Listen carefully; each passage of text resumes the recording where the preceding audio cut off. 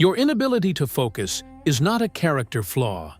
It's a neurological disease caused by cheap pleasure. You scroll, you binge, you chase the next hit of stimulation, then wonder why real life feels gray and worthless. You sit down to work, and your mind pulls away like a dog on a leash. You can't finish a book. You can't hold a conversation. You can't sit still in silence for 5 minutes without reaching for your phone. That's not laziness. That's a broken reward system. And you will not fix it with a motivational quote. You won't fix it with a productivity app. You won't fix it by trying harder. Here's the thing. You can't cure a digital addiction with positive thinking. You have to shock your nervous system.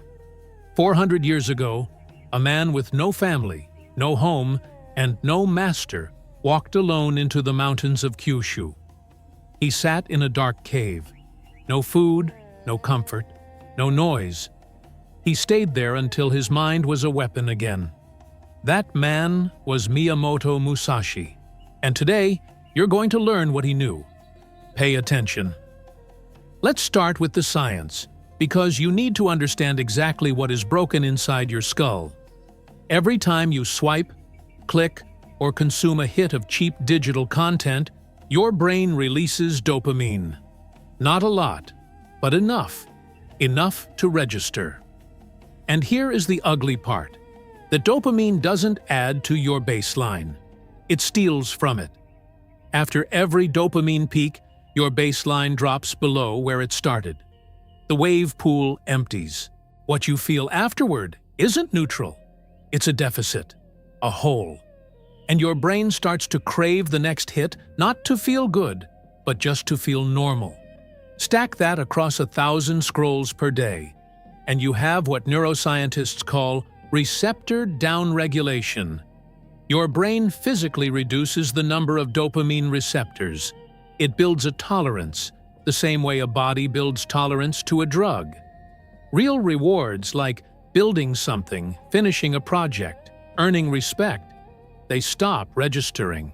They stop feeling like anything. You've been numbing yourself to real life, and you didn't even notice it happening. That is the cognitive overload spiral, not just distraction.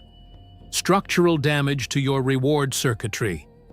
Now enter Misogi. Misogi is an ancient Shinto purification ritual.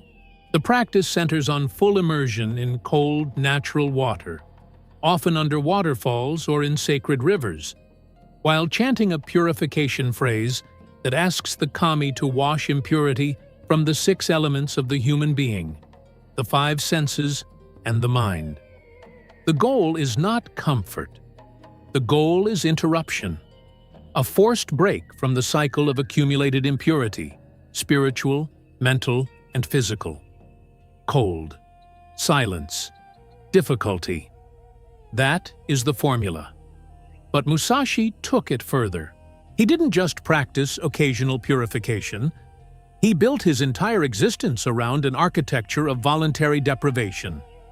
His final written work, the Dokodo, The Way of Walking Alone, written 1 week before his death in 1645, gave 21 precepts for life. Precept 2. Do not seek pleasure for its own sake. Precept 5. Be detached from desire your whole life long.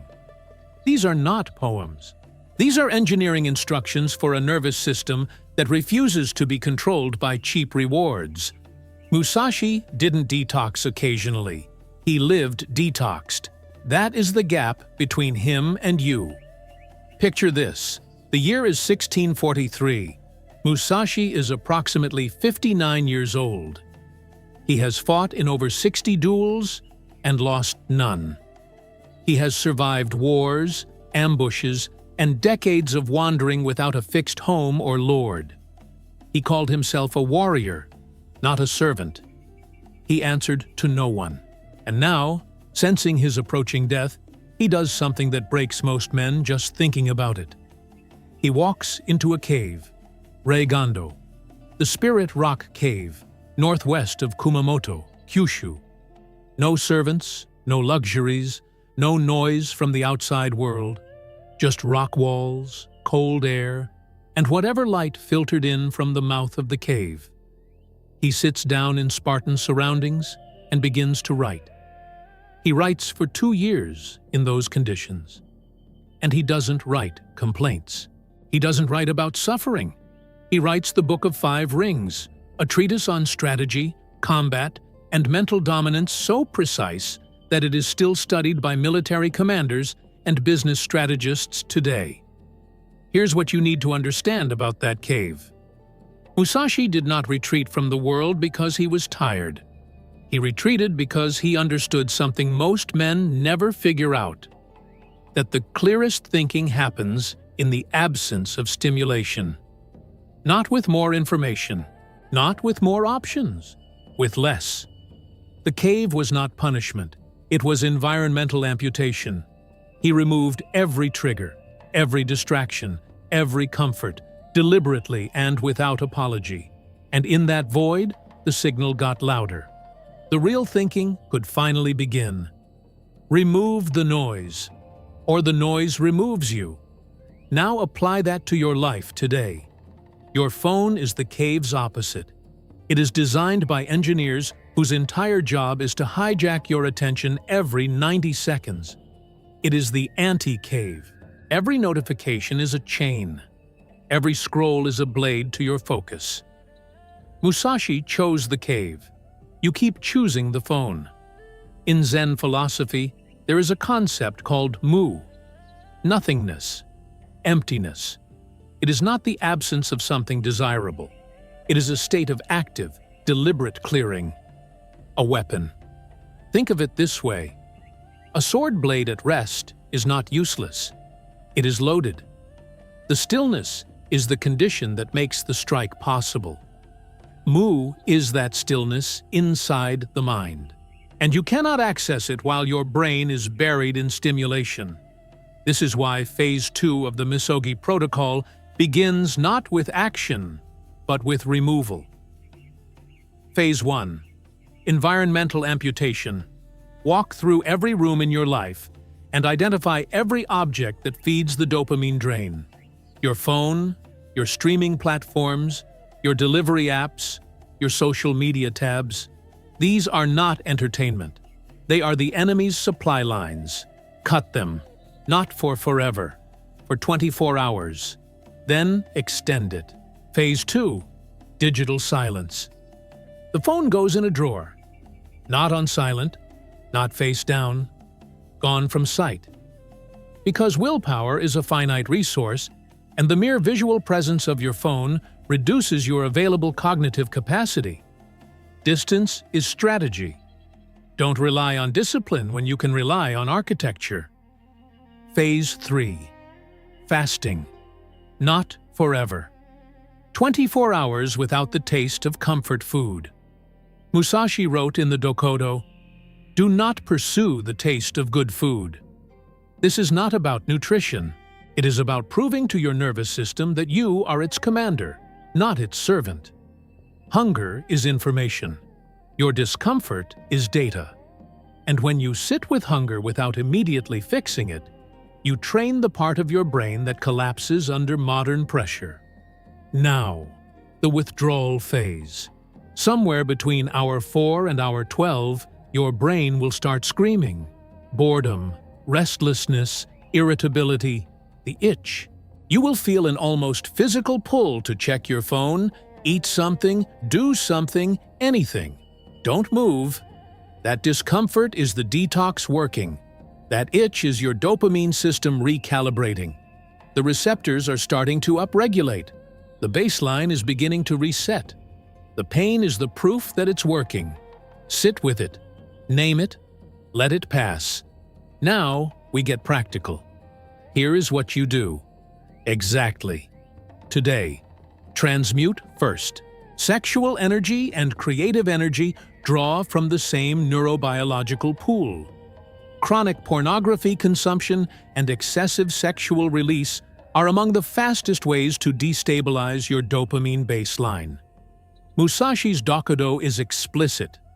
Do not let yourself be guided by the feeling of lust or love. That's not about hating women. That's about redirecting the most powerful drive in the human body towards something that builds rather than drains.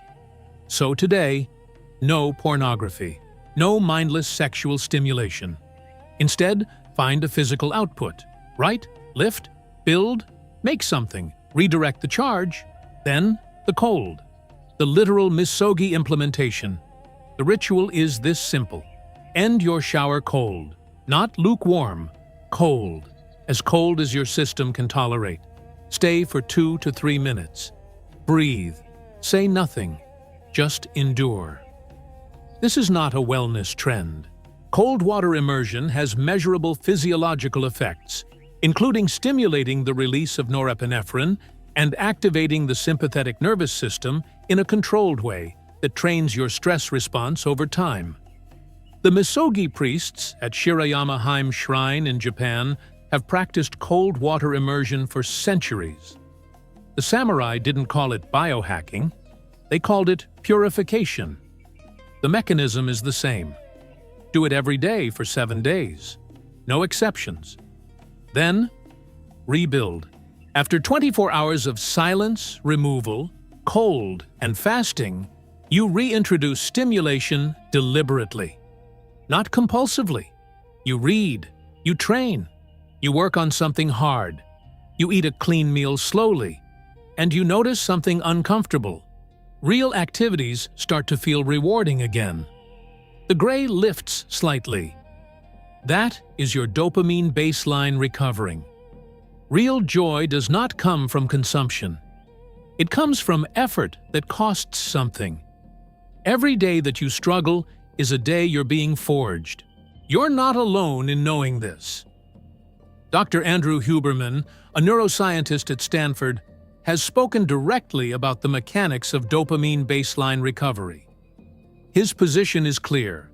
After every dopamine peak, your baseline drops below its starting level. To protect and restore baseline, you must interrupt the cycle of cheap stimulation, reintroduce deliberate effort, and allow the system to recalibrate.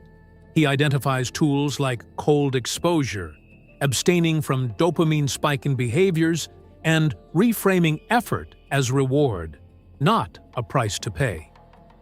Musashi knew this 400 years before the first neuroscience lab existed. He sat in a dark cave on Kyushu and wrote, "Do not seek pleasure for its own sake." Huberman sits in a modern lab and confirms, your baseline drops after every cheap peak. The diagnosis is identical. The only difference is that today you have more temptation, more supply, more delivery mechanisms for the very thing that is eating your ability to function. So here is the question. You know what is happening to your brain. You know the mechanism, you know the protocol. You know that Musashi chose the cave, chose the cold, chose the silence, and emerged with a work that outlasted every enemy he ever faced. What are you choosing? This channel, Katana Mindset, exists for one reason: to give you the strategy. Not the comfort, not the validation. The cold, honest, stripped-down strategy for building a mind that functions when everyone else's collapses. If this is the fight you want, subscribe. Hit the bell. Share this with the one man in your life who needs to hear it. Because the soft world is not waiting for you to be ready. It is already inside your head, dismantling your drive, one dopamine hit at a time. You either cut it out or it cuts you down. Master yourself, or the world will master you.